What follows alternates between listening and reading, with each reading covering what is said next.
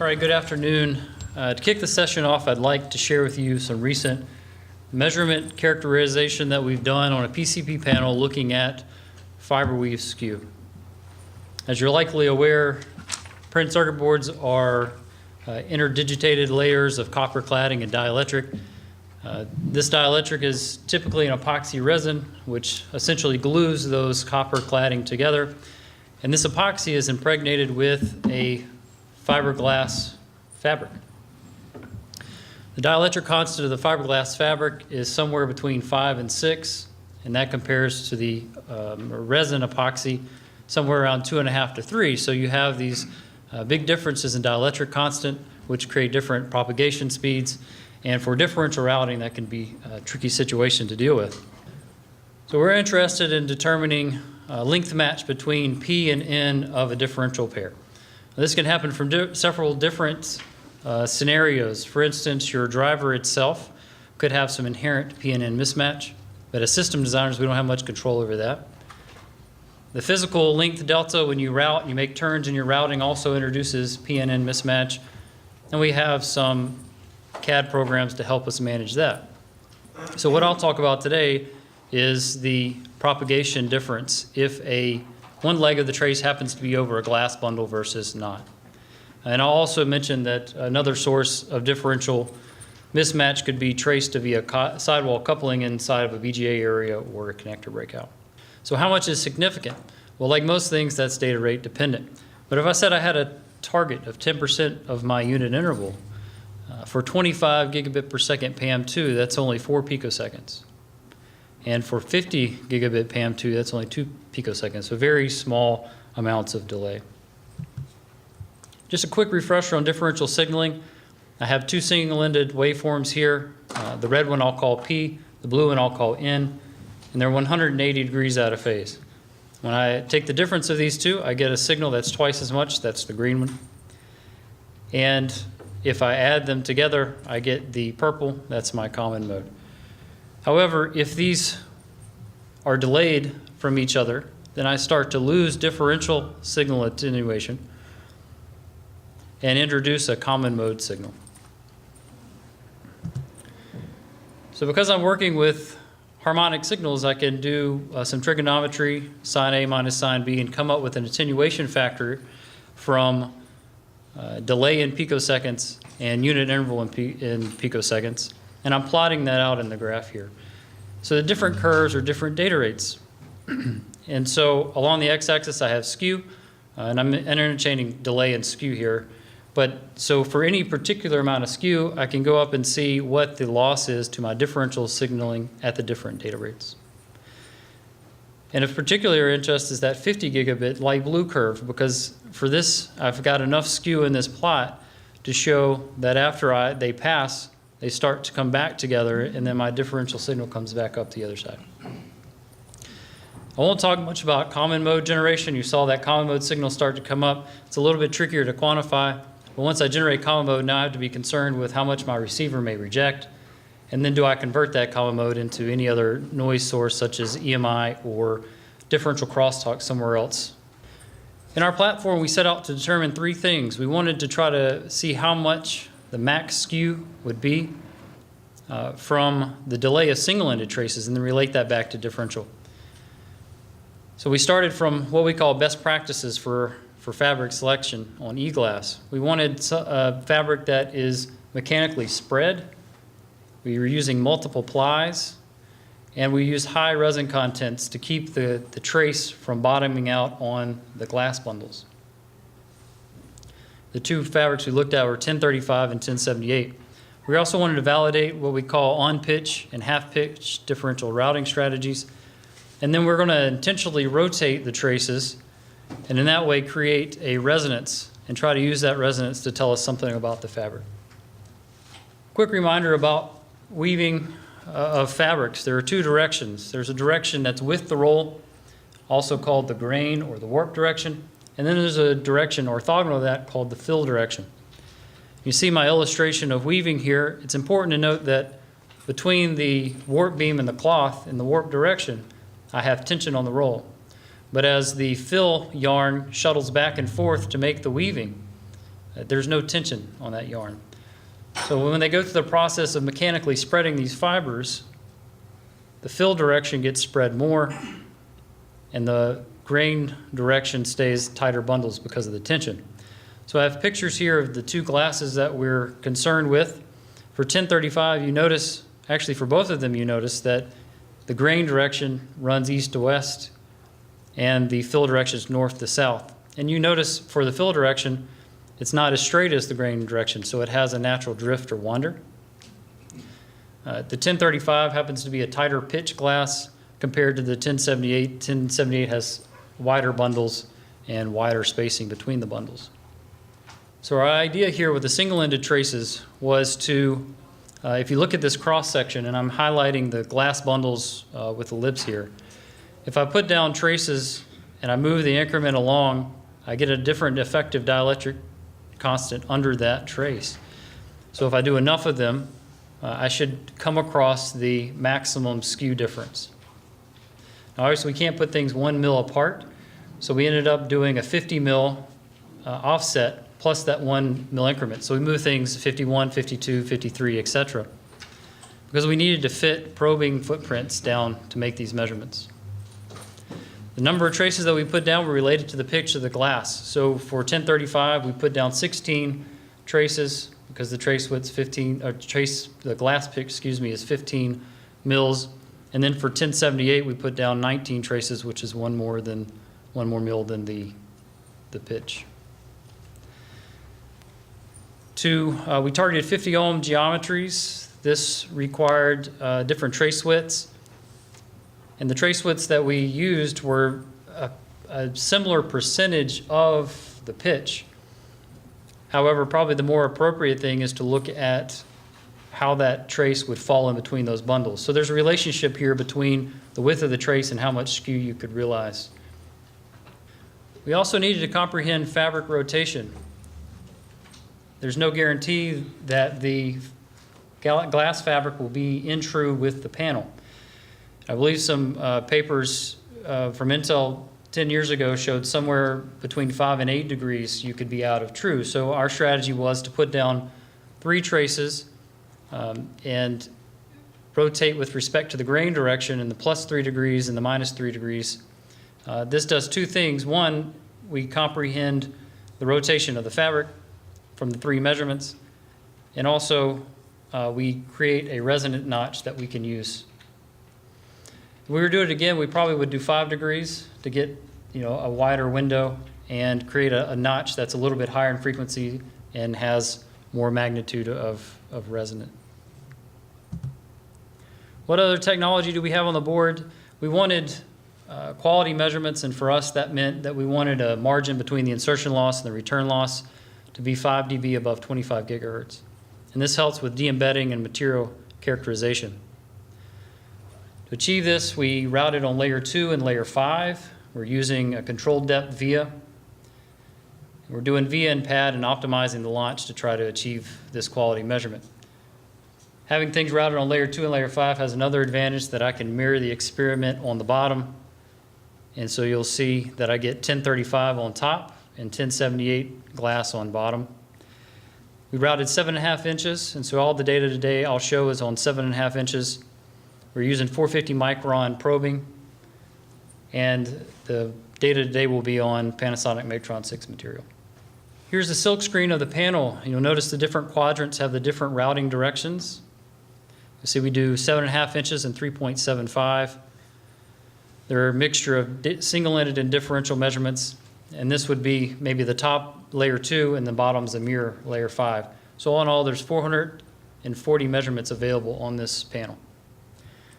Here's just a quick shot of us making the probing. You can see the V and pad. It ends up being a fairly tedious measurement to make. So how good did we do? Here's an example measurement of insertion loss versus return loss. The green curve here is layer 2, and you can see that we met our target of 25 gigahertz from that margin, and we did a little bit better with the optimization on layer 5, and maybe could push that a little further, but all in all, we're happy with the quality of the measurements. So how am I going to quantify skew from these measurements? So in the bottom left hand, there's a common way of doing it where I take the frequency domain measurements and I do the appropriate IFFT. I hit it with a rise time filter of 12.5 picoseconds and I create a TDT waveform.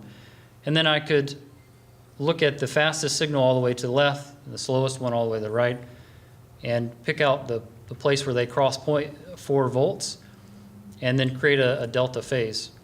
But if I didn't want to do the transform from frequency to time domain, I could stay in the frequency domain, and that's the plot on the bottom right.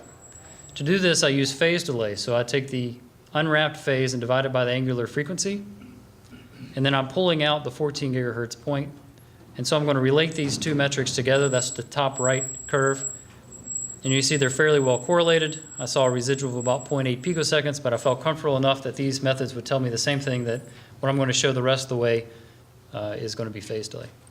So our single-ended measurements. Here's an example zoomed in of the coupon, and you can see I'm showing you that both how the probes are nestled together and that 1 mil increment, and so you can see the spacing increase from the bottom to the top. All right, so the way I have these graphs arranged are the same as the panel. All the scales are the same. So what you notice, and this is all phase delay, you notice in the grain direction I have a much broader variation in delays from these lines than I do in the fill direction or in the rotated direction. So if I take the phase delay of 14 gigahertz from all these traces and plot them out, I see 13 picoseconds of delay in the grain direction. Now this is all over 7.5 inches. But when I rotate the 3 degrees or I do the fill direction, it's a much tighter bundle of delays. For the 1078 glass, remember this is the wider bundles, I see even more delay happening in the grain direction, whereas in the fill direction it's a much tighter grouping, or any rotation gives me a much tighter grouping in phase. And again, how much is that when I pull out the 14 gigahertz points? That shows me 38 picoseconds range in skew over 7.5 inches if I route in the grain direction. So our learnings from this experiment were that if I go in the grain direction, 13 picoseconds over 7.5 inches, 38 picoseconds over 7.5 inches for 1075. But I will note that the relationships between the trace width and the skew that you could get because of how that trace could nestle in between those bundles of glass. When I go in the fill direction or any rotation, now I get fiber weave mitigation.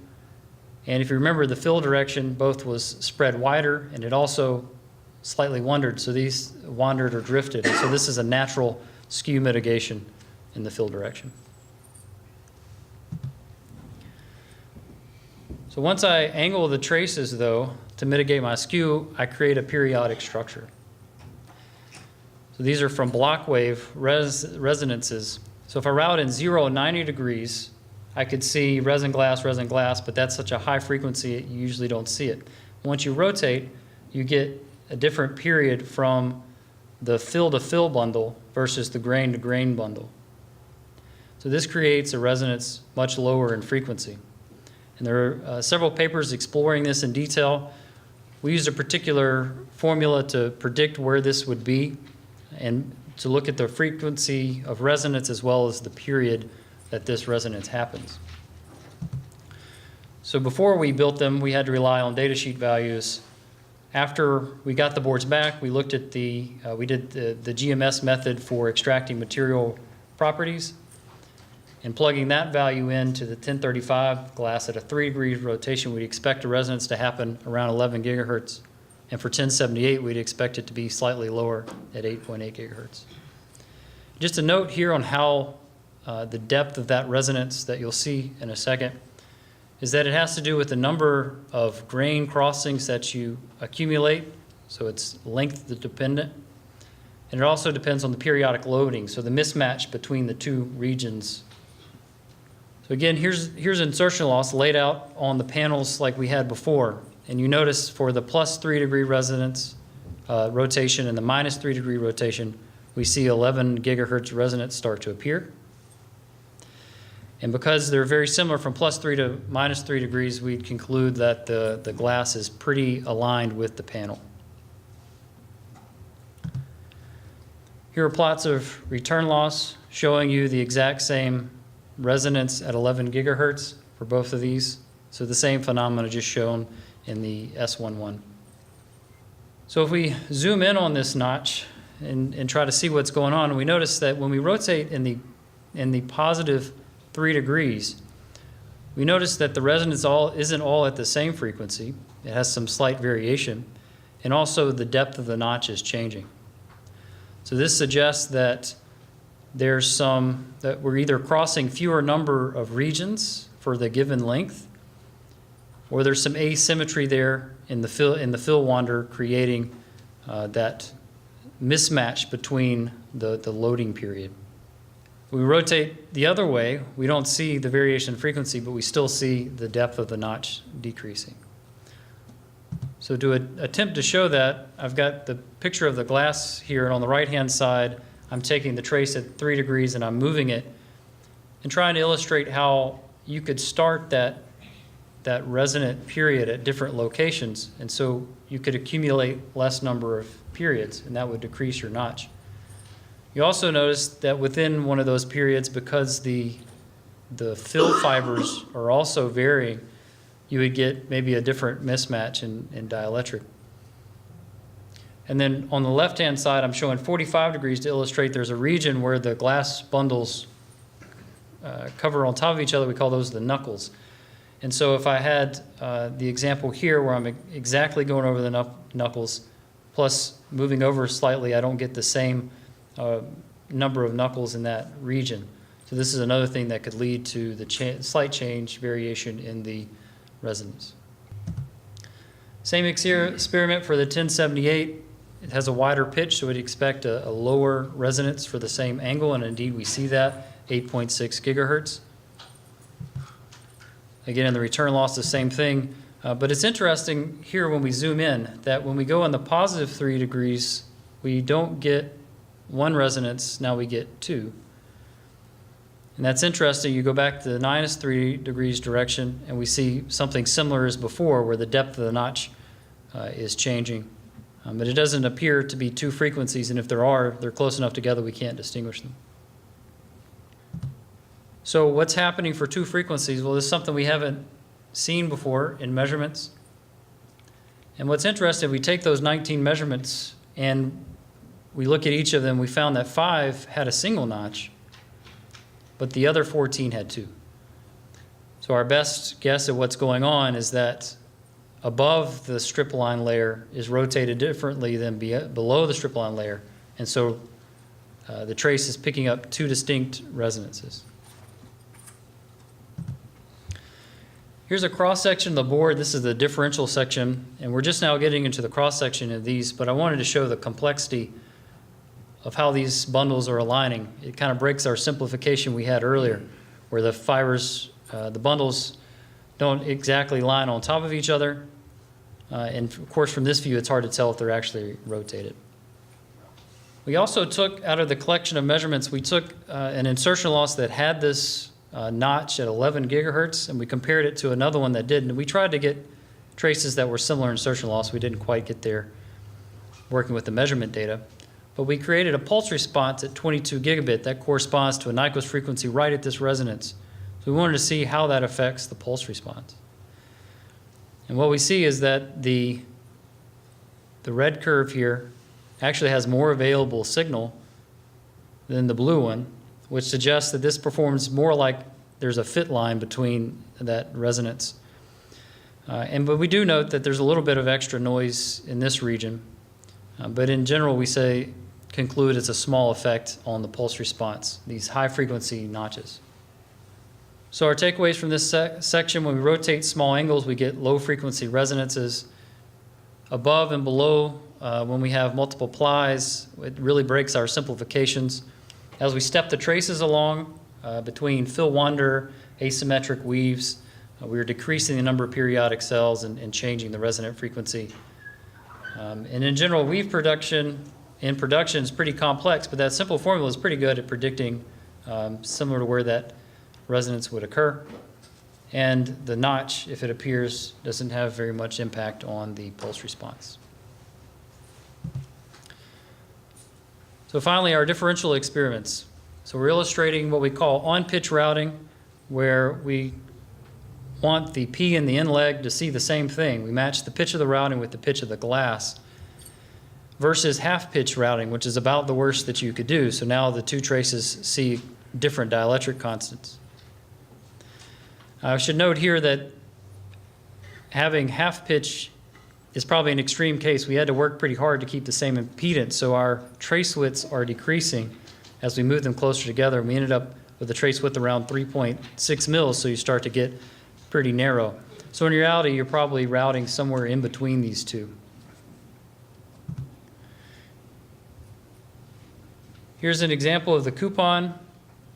I'm showing we have 10 traces that are routed on pitch, and then 10 traces that are routed half pitch.